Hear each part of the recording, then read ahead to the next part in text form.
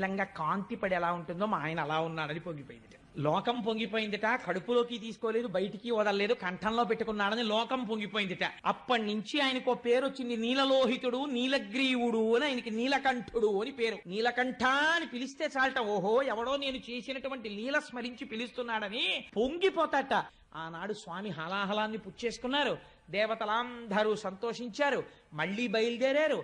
ఆనందంతో మళ్ళీ పాలసముద్రం దగ్గరికి వెళ్ళిపోయారు. అమ్మయ్యా, మొత్తానికి హాలాహల భక్షణం అయిపోయింది. ఈ పుణ్యమాని పార్వతీ పరమేశ్వరులు ఇద్దరిని చూసేశాం కాబట్టి వీళ్ళు మళ్ళీ శ్రీమన్నారాయణుడు చెప్పాడు కదా, ముందు హాలాహలం వస్తుంది, బెంగ పెట్టుకోవద్దు, మనం మళ్ళీ వెళ్లి క్షీరసాగరాన్ని మధించాలన్నాడు. అందుకని అందరూ బయలుదేరి ఇప్పుడు మళ్ళీ వాసుకుని చుట్టి మళ్ళీ క్షీరసాగర మదనం మొదలుపెట్టి ఉత్సాహంగా, ప్రమాదం వెళ్ళిపోయింది కదా, ఇంకా హాలాహలం వచ్చేసింది, ఇంకా ఏవో వస్తువులు వస్తాయన్నాడు ఆయన. అది ఏమిటో చూడాలనుంది. సంతోషంగా తిప్పేస్తున్నారు పాలసముద్రం వంక చూస్తూ.